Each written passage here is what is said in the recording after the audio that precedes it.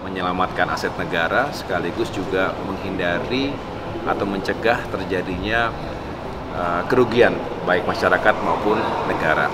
Tidak mudah karena berbicara kejahatan atau sengketa pertanahan itu melibatkan banyak pihak dan sudah carut-marut, sudah belasan tahun bahkan puluhan tahun masalah tidak selesai.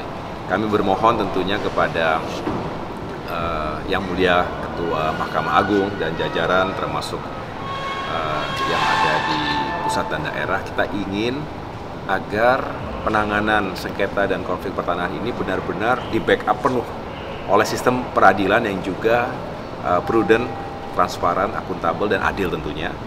Karena Satgas Anti Mafia Tanah yang sudah berjalan selama ini, kolaborasi yang sangat baik dengan jajaran kepolisian dan kejaksaan, ini juga tentunya perlu mendapatkan jaminan bahwa di sistem peradilannya juga tidak ada oknum-oknum yang terlibat, justru membuat masalah semakin keruh dan bahkan menyebabkan ketidakadilan.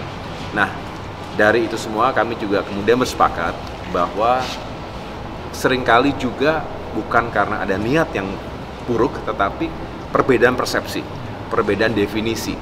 Contohnya antara tanah negara dengan tanah milik negara. Kemudian dalam penyelesaian beberapa kasus ini perlu adanya kesamaan frekuensi dan persepsi yang dibangun. Oleh karena itu kami sepakat akan segera merealisasikan kerjasama dalam bentuk sertifikasi bagi hakim-hakim yang khusus dipersiapkan untuk menangani kasus-kasus pertanahan. Ini penting sekali karena spesifik, isunya spesifik, ilmu dan pengalaman juga harus dipersiapkan dengan sebaik mungkin. Oleh karena itu modul-modul sedang dirumuskan dengan baik. Mudah-mudahan tidak lama lagi, 1-2 bulan ke depan ini bisa kita selenggarakan semacam workshop, kemudian juga eksekutif program, latihan, diklat, dan lain sebagainya yang benar-benar saling berbagi lessons learned, karena kita berbasis pada kasus atau studi kasus 1, 2, dan seterusnya yang spesifik di isu-isu pertanahan.